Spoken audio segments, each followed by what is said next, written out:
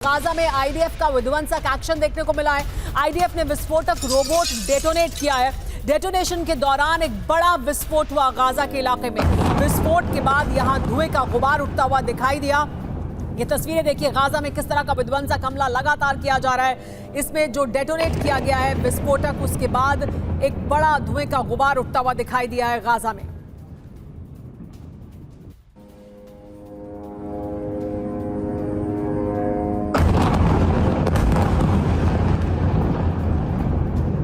लेकिन सिर्फ यही नहीं, खान यूनुस में भी हमास ने बड़ा हमला किया है। अल मुजाहिदा परिवार के घरों पर ग्रेनेड दागे हैं हमास ने। हमास की सहाम यूनिट ने यह बड़ा अटैक किया है। तो जहां एक तरफ हमास पर और गाजा पर आईडीएफ हमले कर रहा है, वहीं दूसरी तरफ हमास ने क्या एक्शन लिया है वो हम आपको दिखा रहे हैं। खान यूनुस में हमास ने बड़ा हमला किया। अल मुजाहिदा परिवार के घरों पर ग्रेनेड दागे हैं। हमास की सहाम यूनिट ने यह बड़ा अटैक किया है। तस्वीरें देखिए किस तरह से ये हमास द्वारा किया गया बड़े अटैक की तस्वीरें सामने आई हैं। घातक हमले की तस्वीरें हम आपको दिखा रहे हैं। लेकिन सिर्फ इतना ही नहीं, हमास पर भी लगातार हमले किए जा रहे हैं। इजराइल लगातार हमले कर रहा है हमास पर। गाजा में इजराइल ने घातक अटैक किया है। पश्चिमी इलाके में एक रिहायशी घर को पूरी तरह से तबाह कर दिया है। हमले के बाद मलबे में तब्दील होता हुआ दिखाई दिया यह घर। 24 घंटे में इजरायली हमले में 63 से ज्यादा मौत हुई है। लगातार आक्रामक रुख अख्तियार किए हुए आईडीएफ गाजा में जिस तरह की तबाही मचाई जा रही है, जिसमें रिहायशी घरों को और आम लोगों को भी निशाना बनाया जा रहा है। 24 घंटे में इजरायली हमले में 63 से ज्यादा मौत हुई है। हमले के बाद किस तरह से पूरा घर मलबे में तब्दील हो गया, ये तस्वीरें देखिए। और इस तरह के हमले लगातार गाजा में किए जा रहे हैं। गाजा के लोगों को कह दिया गया है कि इस इलाके को छोड़ दें। हम ये 3 तस्वीरें आपको दिखा रहे हैं जो पूरी तरह से बताती हैं कि इस वक्त गाजा में क्या हो रहा है। पहली तस्वीर, किस तरह से गाजा में हमला किया जा रहा है इजरायली डिफेंस फोर्स द्वारा। दूसरी तस्वीर, हमास ने जो हमला किया है उसकी तस्वीर है। हमास भी कैसे जवाबी कार्रवाई कर रहा है। ग्रेनेड से जो हमला किया गया उसकी तस्वीर हम दिखा रहे हैं खान यूनुस में। और तीसरी तस्वीर, रिहायशी इलाकों में किस तरह से तबाही मचाई जा रही है, वो तस्वीरें भी साफ हो चुकी हैं। हमारे साथ अनुज माथुर जी मौजूद हैं। अनुज माथुर जी, देखिए ये जो तस्वीरें हैं हम ये लगातार देख रहे हैं और ज्यादा विध्वंसक और ज्यादा आक्रामक है इजराइल, और उसकी जो नीति है वो साफ तौर पर स्पष्ट दिखाई दे रही है। क्या कोई टाइमलाइन भी है जिसके हद तक वो इसको पूरा कर लेगा जो उसका प्लान है, और उसके आगे कोई अड़चन है क्या? देखिए, इजराइल का जो शुरू से आखिर तक उनका एक उद्देश्य रहा है और उस उद्देश्य की पूरी करे बगैर वो इस चीज को खत्म करने वाले नहीं हैं। अभी आप देखेंगे कि जिस प्रकार का इन्होंने डोनाल्ड ट्रंप ने एक 20 सूत्रीय कार्यक्रम बना करके दिया है, उस 20 सूत्रीय कार्यक्रम में बहुत बड़ी बड़ी अड़चनें हैं। और एक सबसे बड़ी अड़चन इजराइल स्वयं है। और इजराइल स्वयं में कौन? जो कि इजराइल के एक्सट्रीम राइट विंगर्स हैं, जो कि इजराइल की पूरी गवर्नमेंट के बीच में है। वो लोग इस चीज को कभी भी मुझे लगता है नहीं मानेंगे। जो ट्रंप का प्लान है उसमें बहुत सी अड़चनें हैं। खुद इजराइल का राइट विंग एक बड़ी अड़चन है। सर वापस आपके पास आएंगे, लेकिन एक और बड़ी खबर बता देते हैं कि क्या हो रहा है यूक्रेन और रूस के बीच। यूक्रेन पर रूस ने विध्वंसक हमला किया है। यूक्रेन में पैसेंजर ट्रेन को निशाना बनाया गया है। रूसी ड्रोन अटैक में 30 लोग घायल हुए हैं। देखिए ये तस्वीरें देखिए किस तरह से पैसेंजर ट्रेन को निशाना बनाया गया। रूसी ड्रोन अटैक में 30 लोग घायल हुए हैं। यूक्रेन में पैसेंजर ट्रेन को देखिए किस तरह से ड्रोन के जरिए निशाना बनाया गया है। वो हमला जो रूस ने किया है और उसके बाद किस तरह की तबाही हुई है। खास बात यह है कि ये एक पैसेंजर ट्रेन थी, यानी आम लोग इस पर सफर कर रहे थे, जिस पर ड्रोन अटैक किया गया रूस द्वारा।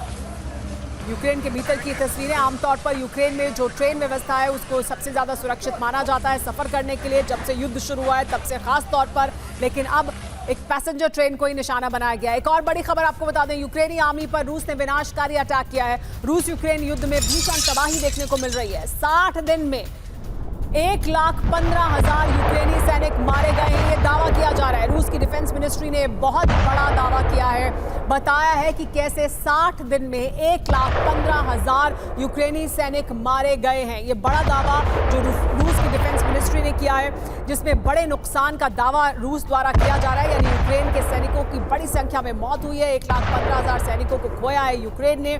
यूक्रेन में सैनिकों की संख्या पहले भी लगातार कम होती रही है और उसे अपने सैनिकों की संख्या को बढ़ाने में तमाम तरह की दिक्कतें आती रही हैं। और अब रूस का यह दावा कि 1,15,000 यूक्रेनी सैनिक 60 दिन में मारे गए हैं। एक और बड़ी खबर, यूक्रेनी इक्विपमेंट पर रूस ने बड़ा हमला किया है। रूसी हमले में यूक्रेन को भारी नुकसान का दावा किया जा रहा है। रूस के मुताबिक यूक्रेन के 630 एयर डिफेंस सिस्टम उसने नष्ट कर दिए हैं। रूस का दावा है कि अब तक 87,000 यूक्रेनी ड्रोन तबाह किए हैं। तो देखिए कितनी बड़ी तादाद में ड्रोन नष्ट किए हैं, लेकिन उससे भी ज्यादा अहमियत रखते हैं वो air defence system. 630 air defence system जिसको नष्ट करने का दावा रूस कर रहा है, और रूस की डिफेंस मिनिस्ट्री की तरफ से बड़े दावे किए गए हैं उस नुकसान को लेकर जो रूस ने यूक्रेन को पहुंचाया है। रूस का हमला यूक्रेन में क्या तबाही लेकर आ रहा है, किस तरह की तबाही और हो सकती है, रूस ने आंकड़े जारी किए हैं और ये 3 तस्वीरें बता रही हैं कि क्या कुछ हो रहा है इस वक्त यूक्रेन के भीतर, रूस और यूक्रेन के बीच। पहली तस्वीर पैसेंजर ट्रेन पर हुए ड्रोन हमले की तस्वीर है। दूसरी तस्वीर जिसमें यूक्रेन पर रूस ने विनाशक हमला किया है और नुकसान पहुंचाया है, और किस तरह से यूक्रेनी इक्विपमेंट पर बड़ा हमला किया गया है, यानी जो एयर डिफेंस सिस्टम है उनको नष्ट किया गया है, और इसके अलावा तमाम और तरह के नुकसान जिसमें कि जो अहम इक्विपमेंट है यूक्रेन की सेना का उसको नष्ट किया गया। ये तीनों तस्वीरें बताती हैं कि रूस किस तरह से आक्रामक है और ज्यादा आक्रामक हुआ है पिछले कुछ दिनों के दौरान। यूक्रेन में उसके जो हमले हैं वो और ज्यादा आक्रामक होते गए हैं। रूस का हमला क्या यूक्रेन में तबाही और ज्यादा बढ़ेगी? जिस तरह के हमले हुए हैं और जिस तरह से ये हमले बढ़ रहे हैं इसके बारे में बात करेंगे आगे, लेकिन इस बीच आपको चीन से एक बहुत अहम खबर बता दें। चीन के लियुयांग में बड़ा हादसा हुआ है। ड्रोन और फायरवर्क शो देखने आई भीड़ पर आग बरसी है। शो में शामिल ड्रोन्स में तकनीकी खामी से दुर्घटना हुई। हादसे में किसी के हताहत होने की खबर नहीं है, लेकिन देखिए ये तमाम लोग पहुंचे थे यहाँ पर ड्रोन शो और फायरवर्क शो देखने के लिए, लेकिन तकनीकी गड़बड़ी की वजह से ड्रोन में तकनीकी गड़बड़ी हुई और फिर आसमान से आग बरसी है लोगों पर। हादसे में किसी के हताहत होने की खबर नहीं है, लेकिन चीन में ये सब हुआ है, और चीन का ये इलाका जहां पर ये ड्रोन और फायरवर्क शो होने वाला था वो चीन का लियुयांग इलाका है, जहां पर ये देखिए किस तरह से आसमान से आग बरसती हुई दिखाई दे रही है। यहाँ पर बड़ी संख्या में लोग मौजूद थे जो फायरवर्क और ड्रोन शो देखने के लिए आए थे, लेकिन तकनीकी गड़बड़ी होने की वजह से इस तरह के हालात बने। यानी ये भी हो सकता है किसी ड्रोन शो के दौरान जिसमें बड़ी संख्या में लोग मौजूद थे, लेकिन अच्छी बात यह रही कि कोई हताहत नहीं हुआ। एक और बड़ी खबर आपको बता दें, चीन में ड्रोन शो के दौरान हादसे का एक और डरावना वीडियो सामने आया है। आसमान से लोगों पर बरसती आग का ये वीडियो है। ड्रोन और फायरवर्क शो के दौरान ये बड़ा हादसा हुआ। देखिए किस तरह से आग लगी है। ड्रोन हादसे से कई घरों में भी आग लग गई, यानी आसपास जो घर थे उनमें भी आग लग गई। वो ड्रोन जो वहां पर फायरवर्क के लिए या शो के लिए रखे थे और जो आसमान में उड़ रहे थे फायरवर्क्स, उसके दौरान ये बड़ा हादसा हुआ, और उसके बाद देखिए किस तरह से आसमान से आग बरसी लोगों पर। इन 4 तस्वीरों के जरिए हम आपको दिखा रहे हैं कि दरअसल हुआ क्या है चीन के लियुयांग में, जहां पर लोग अपनी जान बचाकर भागते हुए दिखाई दे रहे हैं। यहाँ बड़ी संख्या में आम लोग मौजूद थे जो फायरवर्क्स देखने के लिए आए थे, ड्रोन शो देखने के लिए आए थे, लेकिन तकनीकी गड़बड़ी हो गई ड्रोन्स में, और उसके बाद देखिए क्या कुछ हुआ है, किस तरह से आसमान से आग बरसती हुई दिखाई दी है चीन में। चीन के लियुयांग में आसमान से आग बरसी है। लेकिन अभी तक हमने आपको जो 8 बड़ी खबरें दिखाई जो दुनिया में इस वक्त क्या कुछ हो रहा है उसे साफ तौर पर दर्शाती है, उन्हें एक बार फिर आपके सामने रख देते हैं। वो बड़ी खबर देखिए, ये 8 बड़ी खबरें किस तरह से गाजा में आईडीएफ ने विध्वंसक एक्शन लिया है, खान यूनुस में हमास ने हमला किया है, पश्चिम इलाके में एक रिहायशी घर को इजराइल ने तबाह किया है, इजरायली डिफेंस फोर्स ने तबाह किया है। इसके अलावा यूक्रेन पर रूस ने विध्वंसक हमला किया है, और ये बड़ी खबर चीन से जो आई है जिसमें चीन में फायरवर्क्स जहां पर हो रहे थे आसमान से लोगों पर आग बरसती हुई दिखाई दी है। इसके अलावा यूक्रेन और रूस से जुड़ी 2 और बड़ी खबरें जिसमें रूस ने लगातार यूक्रेन पर हमले और ज्यादा तेज कर दिए हैं, ड्रोन के द्वारा हमले किए जा रहे हैं। लेकिन हम 4 बजे की 4 बड़ी खबरें आपको बता देते हैं। एक बार फिर से सुनिए कि कौन सी हैं वो 4 बड़ी खबरें जिन पर हमारी इस वक्त केंद्रित रहेगी तमाम खबरें। ध्वनि मिसाइल से टेंशन में है पाकिस्तान और चीन, भारत की ध्वनि मिसाइल से, इसके बारे में विस्तार से आपको बताएंगे। यूक्रेन पर 700 ड्रोन से विध्वंसक हमला किया गया है। जर्मनी में ड्रोन से दूसरे दिन भी दहशत देखने को मिली है, और सबसे बड़ी खबर, चांद पर न्यूक्लियर वेपन की तैनाती करने जा रहा है अमेरिका। इसके दरअसल क्या मायने हैं, इसका विश्लेषण करेंगे, इस पर बात करेंगे। लेकिन सबसे पहले बड़ी खबर भारत की ध्वनि मिसाइल से जुड़ी हुई। भारत की ध्वनि मिसाइल से पाकिस्तान और चीन में टेंशन है, टेंशन बढ़ती जा रही है। क्यों? क्योंकि साल के अंत तक ध्वनि हाइपरसोनिक मिसाइल का टेस्ट कर लेगा भारत। ध्वनि मैक 5 से ज्यादा गति से दुश्मन का संहार करेगा। ध्वनि के सफल टेस्ट से हाइपरसोनिक क्लब में भारत शामिल हो जाएगा, यानी उन देशों के क्लब में शामिल हो जाएगा जिनके पास हाइपरसोनिक मिसाइलें हैं। भारत इस साल के अंत तक अपनी हाइपरसोनिक मिसाइल ध्वनि का सफल टेस्ट कर लेगा, ये दावा किया जा रहा है। लेकिन इसकी वजह से भारत की ध्वनि मिसाइल से पाकिस्तान और चीन में टेंशन बढ़ती जा रही है, क्योंकि भारत की शक्ति और ज्यादा बढ़ जाएगी। भारत हाइपरसोनिक क्लब में शामिल होगा, भारत के पास ध्वनि हाइपरसोनिक मिसाइल भी होगी। मैक 5 से ज्यादा गति से दुश्मन का संहार कर सकती है ये ध्वनि हाइपरसोनिक मिसाइल। और भारत की शक्ति जब बढ़ेगी तो चीन और पाकिस्तान के लिए तनाव और ज्यादा बढ़ेगा। तो देखिए 2025 में हाइपरसोनिक क्लब में भारत कैसे शामिल होगा, ध्वनि हाइपरसोनिक मिसाइल का टेस्ट करेगा। साल के अंत तक रेल बेस्ड मोबाइल लॉन्चर का टेस्ट पहले कर चुका है भारत। तो देखिए वो हमने आपको कुछ समय पहले दिखाया था, 25 सितंबर को अग्नि प्राइम का टेस्ट किया गया था। तो भारत की मिसाइल क्षमता कैसे बढ़ रही है। अग्नि प्राइम का टेस्ट 25 सितंबर को हुआ था, वो ट्रेन से भी लॉन्च की जा सकती है, किसी मूविंग व्हीकल से लॉन्च की जा सकती है। और अब ध्वनि हाइपरसोनिक मिसाइल का टेस्ट होगा इस साल के अंत तक। भारत की ध्वनि मिसाइल से टेंशन में है चीन और पाकिस्तान। भारत की ध्वनि मिसाइल ने पाकिस्तान और चीन की टेंशन बढ़ा दी है। डीआरडीओ साल के अंत तक ध्वनि हाइपरसोनिक मिसाइल का टेस्ट करने वाला है। ध्वनि के सफल टेस्ट के बाद हाइपरसोनिक क्लब में भारत शामिल होगा। हाइपरसोनिक ग्लाइड व्हीकल यानी HGV टेक्नोलॉजी पर आधारित है ध्वनि। ध्वनि से भारत की सामरिक और रक्षक क्षमता को और ज्यादा और नई ऊंचाई मिलेगी। मैक 5 से ज्यादा स्पीड वाली ध्वनि को पकड़ना और रोकना बेहद मुश्किल है। ये हवा में ऊंचाई से ग्लाइड करते हुए तेज गति से लक्ष्य तक पहुंचती है। ध्वनि दुश्मन के रडार को चकमा देकर सीधे लक्ष्य पर प्रहार करेगी। तो देखिए ब्रह्मोस से भी खतरनाक है ये ध्वनि मिसाइल। क्यों, ये भी जान लीजिए। ब्रह्मोस की स्पीड है मैक 2.8 से 3 तक। ये ध्वनि की जो स्पीड होगी वो मैक 5 को भी पार कर जाएगी। ब्रह्मोस की जो रफ्तार है वो 3400 किलोमीटर प्रति घंटा है। ध्वनि की रफ्तार 7400 किलोमीटर प्रति घंटा होगी। ब्रह्मोस सुपरसोनिक मिसाइल है और ध्वनि हाइपरसोनिक मिसाइल होगी। ब्रह्मोस की उड़ान के वक्त इंजन लगातार चलता है। ध्वनि टर्मिनल फेज में बिना इंजन ग्लाइड करती है, यानी ग्लाइड करते हुए भी जाती है। ब्रह्मोस रास्ता ज्यादा नहीं बदलता है। ध्वनि रास्ता अचानक बदल लेती है, इसे पकड़ना बहुत मुश्किल है।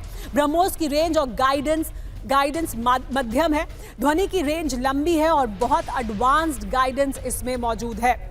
ब्रह्मोस टैक्टिकल उद्देश्यों के लिए इस्तेमाल होती है, तो वहीं टैक्टिकल के साथ साथ स्ट्रेटेजिक डेटरेंस का रोल भी निभाएगी ध्वनि।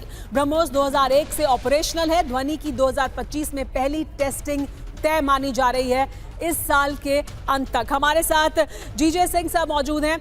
जीजे सिंह सर, हमने भारत ने ऑपरेशन सिंदूर के दौरान 19 ब्रह्मोस के जरिए ही पाकिस्तान को दहला दिया था। अब भारत के पास ये हाइपरसोनिक मिसाइल भी आ जाएगी। कितनी और शक्ति भारत की बढ़ जाएगी और कितनी आक्रामक हो जाएगी भारत की ये पावर, मिसाइल पावर? देखिए, सबसे पहले तो मैं कहूँगा कि इसके साथ हमारा अंतरराष्ट्रीय इंटरनेशनली जो छवि है बहुत ऊपर चली जाएगी, क्योंकि हाइपरसोनिक मिसाइल जो हैं वो हर देश के पास नहीं है। और ये एक ऐसा हथियार है जिसके साथ पाकिस्तान और चाइना भी कामेगा, क्योंकि जैसे आप बता रही थी कि ये रडार की पकड़ में नहीं आता, क्योंकि इसकी स्पीड जो आपने बताई है 5 मैक, वो इतनी ज़्यादा है साउंड से कि इसको अपने रडार की रेंज के अंदर लेना, उसको लॉक ऑन करना जिसे हम कहते हैं, और फिर ट्रैक करना बिल्कुल असंभव हो जाता है। तो ये एक ऐसा घातक हथियार बन रहा है, जो बन चुका है हमारे देश के अंदर, जिसके साथ अभी हम एक एलीट क्लब में दाखिल हो जाएंगे। बहुत शुक्रिया सर, हम वापस आपके पास आएंगे। यानी हम न सिर्फ अपनी क्षमताओं को बढ़ाने वाले हैं, हम एक एलीट क्लब का हिस्सा होंगे, लेकिन भारत की जो मिसाइल शक्ति है वो भी बढ़ेगी। लेकिन इस बीच एक और बड़ी खबर आपको बताते हैं। अमेरिका अब चांद पर कर सकता है न्यूक्लियर हथियारों की तैनाती। अमेरिका ने बड़ा फैसला किया है। और अमेरिका ऐसा क्यों करने जा रहा है? क्योंकि अब यह कहा जाता है कि दुनिया में जो अगला युद्ध होगा वो स्पेस वॉर होगी, और ये स्पेस वॉर शुरू हो चुकी है। अमेरिका अब चांद पर कर सकता है न्यूक्लियर वेपन की तैनाती। रूसी राष्ट्रपति अकादमी के विश्लेषक अलेक्जेंडर स्टेपानोव ने ये वार्निंग दी है। चांद के शैकल्टन क्रेटर का इस्तेमाल कर सकता है अमेरिका। क्रेटर ऊर्जा स्रोत और सैन्य उपस्थिति के लिए उपयोगी है। चांद पर न्यूक्लियर तैनाती अंतर्राष्ट्रीय समझौतों का उल्लंघन होगा, ये कहा है स्टेपनोव ने ये चेतावनी दी है कि अमेरिका जल्द ही अपने परमाणु हथियार तैनात कर सकता है चांद पर, लेकिन अगर वो ऐसा करता है तो फिर ये अंतर्राष्ट्रीय समझौतों का उल्लंघन होगा। चांद पर परमाणु हथियार, अमेरिका चांद पर न्यूक्लियर वेपन की तैनाती कर सकता है। न्यूक्लियर तैनाती के लिए चांद के शेकल्टन क्रेटर का इस्तेमाल कर सकता है। शेकल्टन क्रेटर चांद के दक्षिणी ध्रुव पर छाया युक्त रहता है, इसमें पानी की बर्फ होने की संभावना भी है। चांद पर न्यूक्लियर तैनाती अंतर्राष्ट्रीय समझौतों का उल्लंघन होगा। रूसी राष्ट्रपति अकादमी के विश्लेषक अलेक्जेंडर स्टेपनोव ने यह चेतावनी दी है। 2030 तक अमेरिका का चांद पर 100 किलोवाट का न्यूक्लियर रिएक्टर बनाने का एक बड़ा लक्ष्य है। चीन और रूस मिलकर 2035 तक 0.5 मेगावाट का रिएक्टर बनाएंगे। तो पृथ्वी की आबादी खत्म करने का क्या ये प्लान है और क्या प्लान तैयार हो चुका है? LGBT और वायरस से आबादी खत्म करने की साजिश है। पुतिन के करीबी कोवालचुक का पश्चिमी देशों पर यह बड़ा आरोप। पश्चिम मानता है कि लोग अनावश्यक हो चुके हैं, जैविक हथियारों का इस्तेमाल कर सकता है पश्चिम। तो देखिए क्या बड़ी साजिश की तरफ इशारा किया जा रहा है रूस द्वारा। उनका कहना है कि जैविक हथियारों का इस्तेमाल हो सकता है।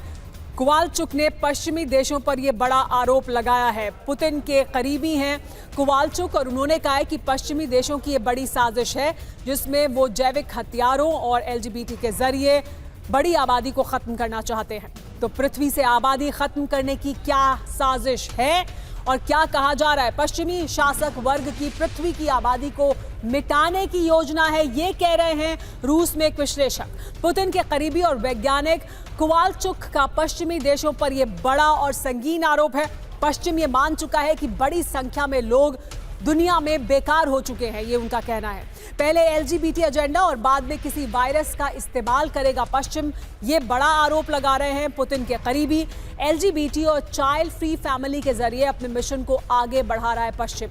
1-2 पीढ़ी में ये और तेज होगा, फिर जैविक हथियारों से खत्म कर दिया जाएगा, ये चेतावनी दी जा रही है पुतिन के करीबी द्वारा। एक और बड़ी खबर लेकिन क्या हो रहा है इस वक्त यूरोप में, उससे जुड़ी हुई। जर्मनी के म्यूनिक में संदिग्ध ड्रोन से हड़कंप है। लगातार दूसरे दिन ड्रोन घुसपैठ से हाई अलर्ट पर है जर्मनी। ड्रोन दिखने के म्यूनिक एयरपोर्ट से उड़ानों पर रोक लगी। 7 दिन के अंदर जर्मनी में तीसरी बार दिखे हैं कई संदिग्ध ड्रोन घुसपैठ पर ओपन सोर्स इंटेल ने बड़ा दावा किया है। बताया कि तीसरी बार कुछ दिनों के भीतर म्यूनिक एयरपोर्ट से उड़ानों को रोका गया है क्योंकि यहां पर संदिग्ध ड्रोन दिखाई दिए हैं। ड्रोन घुसपैठ नॉन स्टॉप हो रही है जर्मनी में, इसकी वजह से हाई अलर्ट है। जर्मनी में हाई अलर्ट इस वजह से क्योंकि लगातार संदिग्ध ड्रोन देखे जा रहे हैं। जर्मनी के म्यूनिक में एक बार फिर संदिग्ध ड्रोन देखे जाने से हड़कंप था। म्यूनिक एयरपोर्ट से उड़ानों को रोक दिया गया। 7000 यात्री इसकी वजह से प्रभावित हुए। 7 दिन के अंदर जर्मनी में तीसरी बार दिखे हैं कई संदिग्ध ड्रोन, वो भी एयरपोर्ट के पास। जर्मनी के शेल्सविक होल्स्टेन शहर के ऊपर 2 दिन में दिखे हैं ये ड्रोन। जर्मनी के टिसेनकोप शिपयार्ड के ऊपर भी दिखे ड्रोन। सैन्य बेस, टेस्टिंग ग्राउंड और लॉजिस्टिक रूट की जासूसी का आरोप लगाया गया। रिपोर्ट के आधार पर ओपन सोर्स इंटेल ने यह कहा है कि किस तरह से ये ड्रोन दिखाई दे रहे हैं। यूरोप के एक और देश में संदिग्ध ड्रोन का खौफ फैल रहा है और वो बेल्जियम है। बेल्जियम से बड़ी खबर आ रही है। बेल्जियम के आसमान में 15 अज्ञात ड्रोन से हड़कंप फैल गया। तो सिर्फ जर्मनी ही नहीं, बेल्जियम में भी अज्ञात ड्रोन दिखाई दिए। 15 अज्ञात ड्रोन से हड़कंप था। बेल्जियम के एल्सेनबॉर्न सैन्य बेस के ऊपर दिखे ये ड्रोन। बेल्जियम से जर्मनी की ओर संदिग्ध ड्रोन की उड़ान थी। बेल्जियम के रक्षा मंत्रालय ने बड़ा दावा किया है जिसमें कहा जा रहा है कि बेल्जियम में भी ड्रोन दिखाई दिए, संदिग्ध ड्रोन जिनकी उड़ान बेल्जियम से जर्मनी की ओर थी।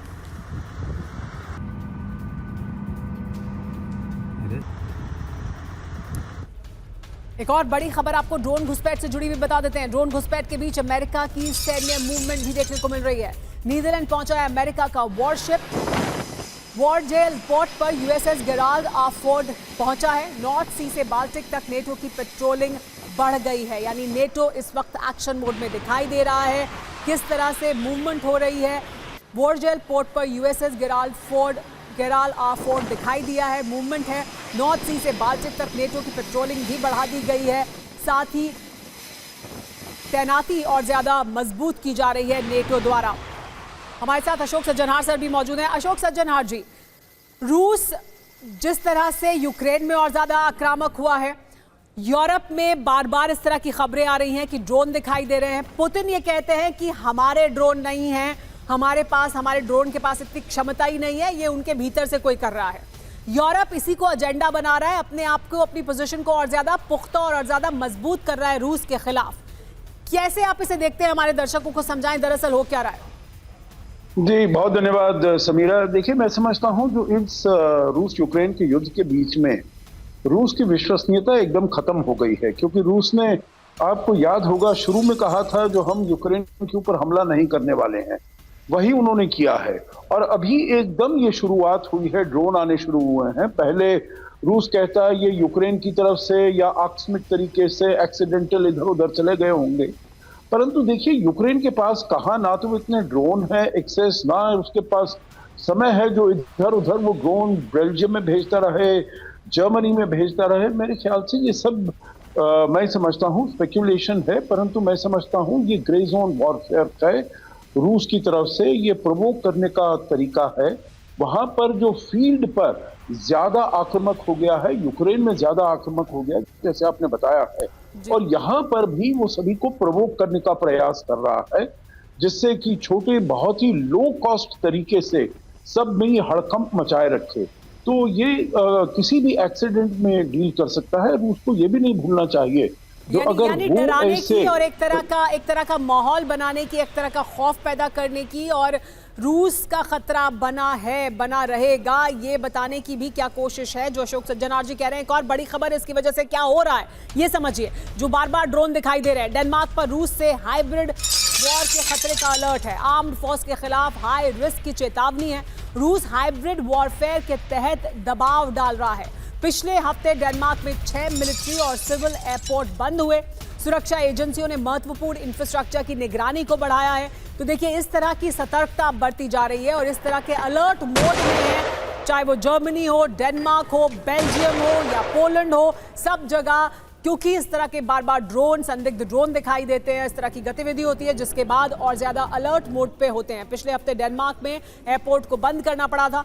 डेनमार्क पर क्या हाइब्रिड वॉर का खतरा है, इसकी वजह से सवाल उठ खड़ा होता है। डेनमार्क पर आर्म्ड फोर्स के खिलाफ हाई रिस्क की चेतावनी जारी की गई है। ड्रोन हमलों ने सैन्य और सिविल एयरपोर्ट को अस्थायी रूप से बंद कर दिया था।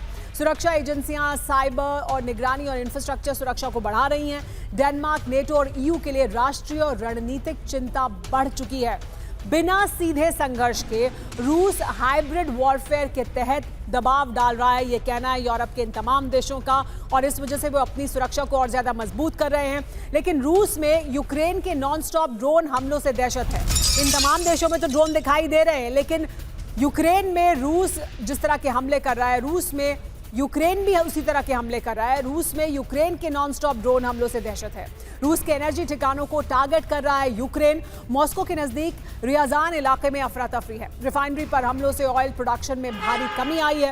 रियाजान में पेट्रोल पंपों के बाहर लंबी लंबी कतारें देखी जा रही हैं। तो यूक्रेन भी लगातार ड्रोन हमलों से रूस को दहला रहा है, रूस के एनर्जी इंफ्रास्ट्रक्चर को निशाना बना रहा है। रूस ने जहां आक्रामक किया अपना रुख और ज्यादा पिछले कुछ दिनों के दौरान यूक्रेन को लेकर, तो वहीं यूक्रेन भी लगातार ड्रोन हमलों के जरिए रूस को नुकसान पहुंचा रहा है। खासतौर पर रियाजान इलाके में एनर्जी इंफ्रास्ट्रक्चर को टारगेट कर रहा है। एक और बड़ी खबर आपको बता देते हैं, रूस के अंदर यूक्रेन ने विनाशक हमला किया है।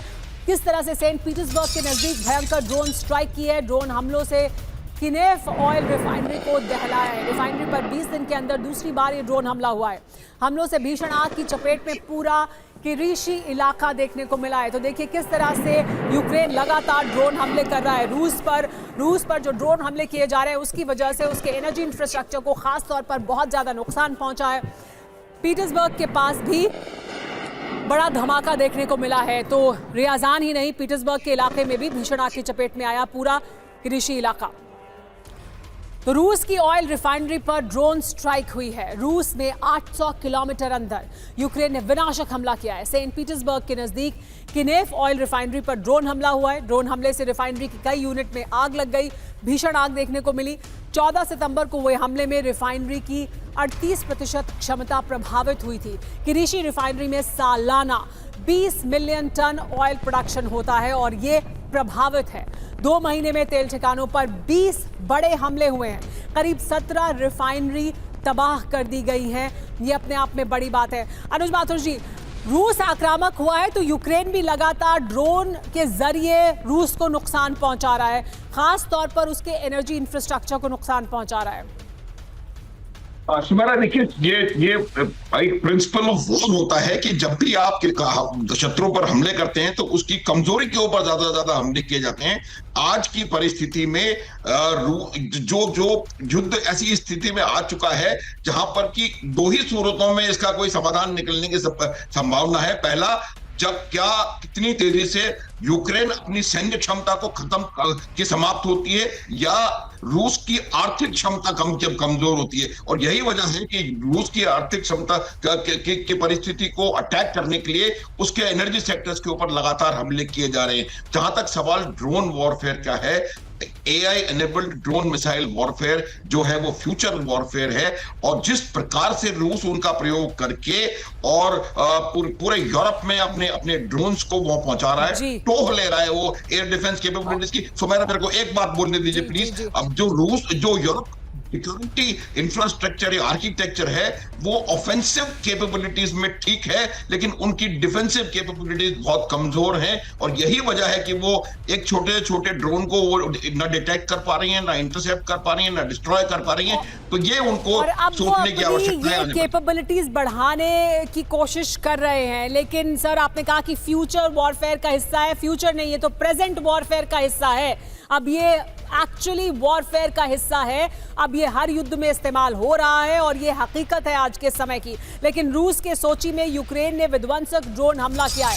पुतिन की मौजूदगी में ड्रोन हमलों से हड़कंप देखने को मिला।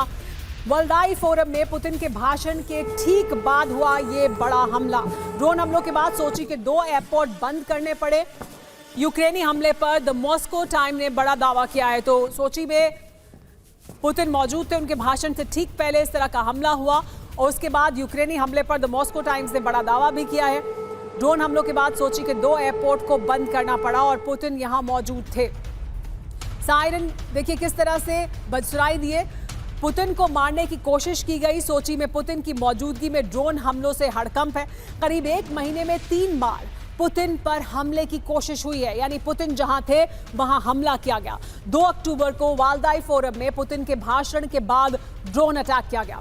9 सितंबर को सोची में पुतिन के महल बोचारोव रूचे के पास हमला किया गया, और 31 अगस्त को पुतिन के घर से बस कुछ दूरी पर ड्रोन विस्फोट हुआ। ड्रोन हमलों के बाद सोची और गेलेंजिक एयरपोर्ट को बंद कर दिया गया। द मॉस्को टाइम्स के हवाले से बड़ी खबर सामने आई है, किस तरह से जहां जहां पुतिन जा रहे हैं वहां ये हमले हुए हैं, और ये पुतिन की सुरक्षा को और ज्यादा खतरे में डालते हैं। इस बीच यूक्रेन से बड़ी खबर आ रही है। पूर्वी यूक्रेन में रूस ने विध्वंसक ड्रोन हमला किया है। डोनबास में यूक्रेन के ठिकानों को ड्रोन के जरिए दहलाया गया है। हमले के दौरान फ्रांसीसी पत्रकार की मौत का दावा भी किया जा रहा है। देखिए ये डोनबास में जिस तरह से यूक्रेन के ठिकानों को दहलाया है, इसमें एक फ्रांसीसी पत्रकार की मौत का दावा है। FPV ड्रोन की चपेट में आया फ्रांस का पत्रकार। इमैनुअल मैक्रों की एक्स पोस्ट में ये बड़ा दावा किया गया। कहा गया कि फ्रांस के एक पत्रकार की भी मौत हुई है। FPV ड्रोन की चपेट में आने की वजह से फ्रांसीसी पत्रकार की मौत हुई है डोनबास में। तो रूस के भीषण हमलों से दहला है ज़ैपोरिज़िया भी। ज़ैपोरिज़िया में रात भर रूस का ड्रोन अटैक हुआ। 24 घंटे में ज़ैपोरिज़िया की 17 जगहों पर 600 हमलों का दावा किया जा रहा है। यूक्रेन के सैन्य ठिकानों पर आर्टिलरी हमलों से तबाही हुई है। ड्रोन हमले में कई रिहायशी इमारतों को भी नुकसान पहुंचा है। देखिए ये ज़ैपोरिज़िया की तस्वीरें डोनबास में किस तरह से हमले हुए हैं। यूक्रेन में रूस द्वारा जो हमले किए गए, 2 तस्वीरें हम आपको दिखा रहे हैं। पूर्वी यूक्रेन में डोनबास में किस तरह से हमला किया गया है, वहीं दूसरी तरफ ज़ैपोरिज़िया की तस्वीरें आप देख रहे हैं। सैन्य ठिकानों पर आर्टिलरी हमले से यहां पर भी तबाही हुई है। डोनबास और ज़ैपोरिज़िया 2 अहम इलाके यूक्रेन के, जहां पर विध्वंसक हमले रूस द्वारा किए जा रहे हैं। 24 घंटे में 100 से ज्यादा ड्रोन से हमला किया गया है। रूस के 73 ड्रोन तबाह करने का यूक्रेनी दावा भी सामने आया है। देखिए दरअसल हुआ क्या है, पूर्वी यूक्रेन में रूस का नॉन स्टॉप विनाशक हमला जारी है। यूक्रेन के 10 प्रांतों पर रूस ने मिसाइल और ड्रोन स्ट्राइक की है। रूस ने इस्कंदर-M मिसाइलों से दहलाया है इस पूरे इलाके को। 24 घंटे में 100 से ज्यादा ड्रोन से हमला किया गया है। रूस के 73 ड्रोन तबाह करने का यूक्रेनी दावा भी है। तो देखिए यूक्रेन में रूस के हमलों से कोहराम है। पूरे यूक्रेन में ये हमले किए जा रहे हैं। यूक्रेन के करीब 10 प्रांतों पर रूस ने मिसाइल और ड्रोन स्ट्राइक किए हैं। रूस ने इस्कंदर M और KN-23 मिसाइल से हमला किया है। 24 घंटे में 109 शाहिद ड्रोन से टारगेट किया गया। अकेले ज़ैपोरिज़िया में 17 जगहों पर 600 हमलों का दावा है। नीप्रो, चेरनिहाइव, खार्किव और सूमी में रूस ने बरसाए हैं ड्रोन।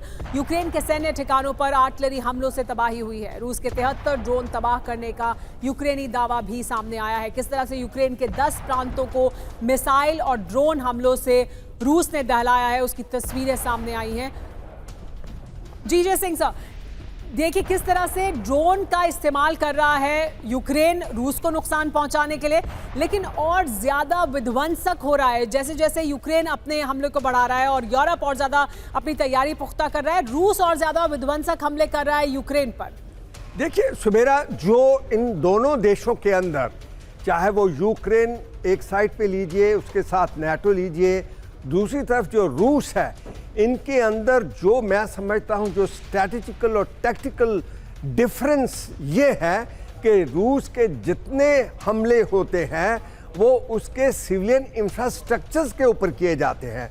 मैंने आज तक ऐसा कोई बड़ा दावा नहीं देखा कि जहां पे जैसे यूक्रेन जो है वो रशिया के ऊपर जितने हमले करता है वो उनके एनर्जी इंफ्रास्ट्रक्चर ऊपर करता है। आपने कभी भी ऐसी खबर कोई नहीं देखी होगी कि यूक्रेन ने उनके सिविल एरिया के ऊपर इंफ्रास्ट्रक्चर को तबाह कर दिया। तो इसकी वजह से रूस की जो टैक्टिकल मैं मिस्टेक समझता हूं कि वो सिर्फ सिविलियन एरियाज के ऊपर, इंफ्रास्ट्रक्चर के ऊपर लोगों को डराने के काम में काम करता है, ये इतना इफेक्टिव नहीं होता। इसीलिए आप देख रहे हैं कि यूक्रेन अभी तक उसके साथ 3.5 साल हो चुके हैं, लड़ी जा रहा है।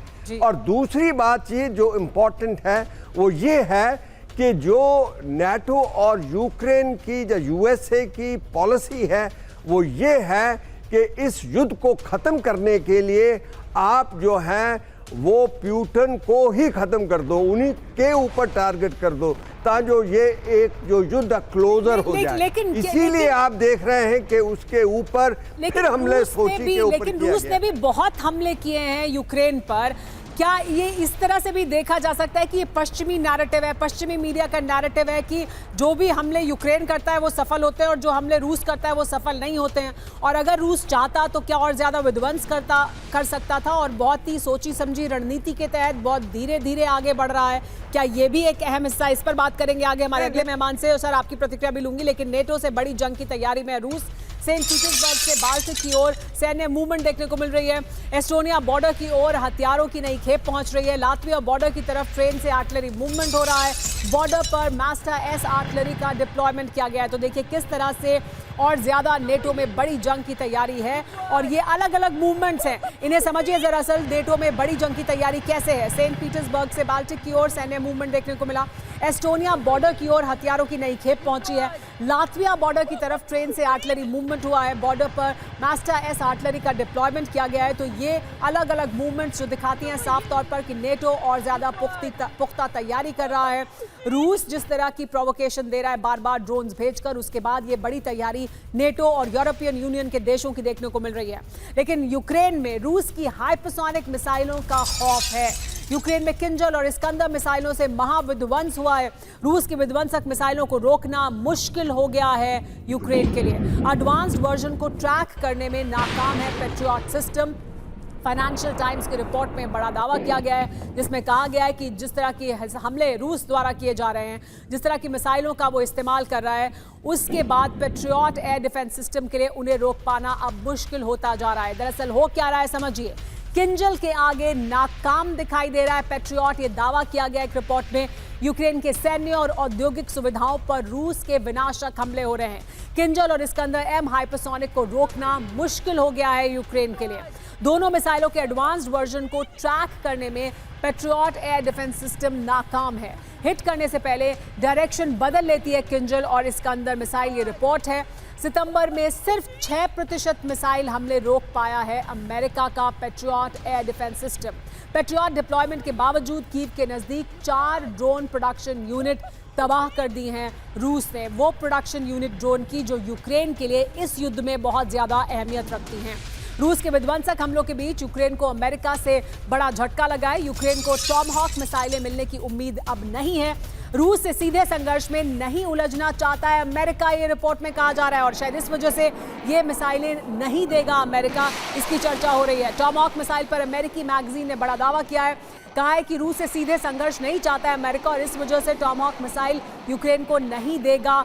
ये जानकारी सामने आ रही है क्योंकि यूक्रेन को इस तरह की मिसाइलें चाहिए। यूक्रेन को रूस की मिसाइलों का जवाब चाहिए टॉमहॉक मिसाइल के रूप में, लेकिन ऐसा क्या नहीं होने वाला है? टॉमहॉक मिसाइल पर यूक्रेन को क्या बड़ा झटका लग सकता है? यूक्रेन को अमेरिका से टॉमहॉक मिसाइलें मिलने की उम्मीद अब नहीं है। टॉमहॉक देकर रूस से सीधा संघर्ष नहीं चाहता है अमेरिका और ट्रंप, ये रिपोर्ट में कहा जा रहा है। अमेरिकी इंटेलिजेंस के बिना टॉमहॉक का इस्तेमाल यूक्रेन नहीं कर पाएगा, यानी वो सपोर्ट सिस्टम उसको चाहिए होगा। टॉमहॉक मिसाइल पर द अमेरिकन कंजर्वेटिव मैगजीन ने बड़ा दावा किया है। अमेरिका के पास टॉमहॉक मिसाइलों का स्टॉक कम है, ये कहा गया है रिपोर्ट में। रूस के राष्ट्रपति पुतिन ने टॉमहॉक मिसाइल पर अमेरिका को सीधी चेतावनी भी दी थी, जिसमें यह कहा गया था कि अगर ऐसा किया तो फिर यह सीधा संघर्ष होगा अमेरिका और रूस के बीच में। अशोक सज्जनार जी, अमेरिका की दरअसल रणनीति क्या है? अमेरिका क्या टॉमहॉक मिसाइल देगा या नहीं? क्योंकि एक तरफ नेटो का दबाव है, नेटो की सुरक्षा को सुनिश्चित करने की बड़ी चुनौती है, जिसमें अब और आक्रामक और अग्रेसिव दिखाई दे रहा है नेटो, यूरोपियन यूनियन, और जाहिर सी बात है नेटो का कोई मतलब नहीं अमेरिका के बिना। दूसरी तरफ टॉमहॉक मिसाइलें देने पर अलग अलग जानकारी सामने आ रही है। जी देखिए, मेरे विचार से तो वो नहीं देगा टॉमहॉक मिसाइल, क्योंकि ना अमेरिका और ना ही कोई भी नेटो के देश, यूरोप के देश ये चाहते हैं जो युद्ध जो रूस के साथ है वो और आगे बढ़े। देखिए, यूक्रेन पिछले 3-3.5 साल उससे भी ऊपर युद्ध जब कर रहा है तो रूस के साथ ना उसके पास ज्यादा मॉडर्न इक्विपमेंट है, ना सभी कुछ अपने डिफेंस के लिए उसे दिया जाता है नेटो के द्वारा, और जबकि रूस के पास लेटेस्ट इक्विपमेंट है, लेटेस्ट मिसाइल्स हैं, जिससे कि वो पूरे यूक्रेन में तहस नहस कर रहा है। तो इसीलिए बहुत ही देखिए अनइक्वल फाइट है। रूस पिछले 3.5 साल से ऊपर अभी तक वो यूक्रेन के ऊपर हावी नहीं हो पाया। हालांकि वो कहता रहे जो 1 लाख कितने उसके सैनिक मारे गए हैं, कहता रहे जो हम 1,35,000 रूस अपने सैनिक बनाने के लिए, परंतु सफल वो नहीं हो पाया है। वो उसके अपने सैनिक भी नहीं, 11,000 वो नॉर्थ कोरियन सैनिक भी ले आया, सब तरीके से ईरान से ड्रोन ले रहा है, परंतु फिर भी वो सफल नहीं हो पाया है यूक्रेन के विरुद्ध। हालांकि यूक्रेन के पास latest machinery, equipment, weaponry, missile system नहीं है, लेकिन उसके तो मैं बावजूद यूक्रेन सामने डटा हुआ है। अनइक्वल वॉर है, लेकिन उसके बावजूद रूस के खिलाफ यूक्रेन को जिस तरह का समर्थन मिलता रहा है, हथियार मिल रहे हैं, सपोर्ट मिल रहा है, उसकी वजह से वो उस मैदान में अभी भी डटा हुआ है और सबसे ज्यादा इच्छा शक्ति है उस देश के पास। आप तीनों मेहमानों का बहुत बहुत शुक्रिया हमारे साथ जुड़ने के लिए। हम अगली बड़ी खबर का रुख करते हैं जो गाजा में शांति पर सस्पेंस से जुड़ी हुई है। गाजा में शांति पर suspense, America versus Venezuela countdown, क्या कुछ हो रहा है दुनिया में बताएंगे आपको। देखिए, वेनेजुएला की बोट पर अमेरिका ने घातक हमला किया है, बड़ी खबर। अमेरिकी हमले में तबाह हुआ है वेनेजुएला की बोट। ट्रंप के आदेश पर ड्रग कार्टेल पर विनाशक हमला हुआ है। कैरेबियन सी में वेनेजुएला पर चौथा बड़ा हमला है ये। हमले में 4 ड्रग तस्करों की मौत होने का दावा किया जा रहा है। डोनाल्ड ट्रंप लगातार तस्करों के खिलाफ अपने अभियान को और ज्यादा तेज कर रहे हैं और इसी हमले में किस तरह से ट्रंप के आदेश पर ड्रग कार्टेल पर यह बड़ा हमला किया गया है। हमले में 4 ड्रग तस्करों की मौत का दावा भी किया जा रहा है। हम आपको ये 4 तस्वीरें दिखा रहे हैं, देखिए किस तरह से एक एक कर ये हमले किए गए। 4 अक्टूबर को वेनेजुएला की बोट पर हमला हुआ है, फिर से 16 सितंबर को भी अमेरिकी हमले में बोट तबाह हुई थी। फिशिंग बोट पर 13 सितंबर को हमला किया गया था और 3 सितंबर को भी यह हमला किया गया था। तो लगातार ड्रग कार्टेल को तबाह कर रहे हैं डोनाल्ड ट्रंप और डोनाल्ड ट्रंप ने इसे अपना मिशन बना लिया है। एक बड़े हमले लगातार वेनेजुएला से जुड़े हुए जो ड्रग कार्टेल्स हैं उन पर हो रहे हैं। लेकिन अमेरिका से बड़ी जंग की तैयारी में वेनेजुएला है। वेनेजुएला क्या कर रहा है? उत्तरी वेनेजुएला में मिसाइल सिस्टम की तैनाती की गई है। S-125 सर्फेस टू एयर मिसाइलों की मूवमेंट देखने को मिल रही है। हाईवे पर जाता दिखा है वेनेजुएला का सैन्य काफिला। वेनेजुएला को रूस से मिली है S-125 पेचोरा 2M मिसाइल।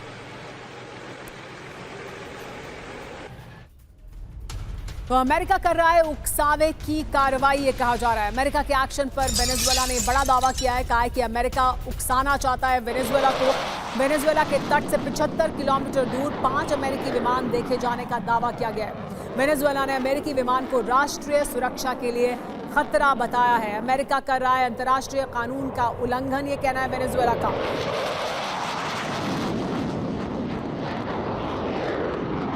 तो F-35 की उड़ान से वेनेजुएला में हड़कंप है। वेनेजुएला के एयर ट्रैफिक कंट्रोल एरिया में अमेरिकी घुसपैठ का आरोप वेनेजुएला ने लगाया है।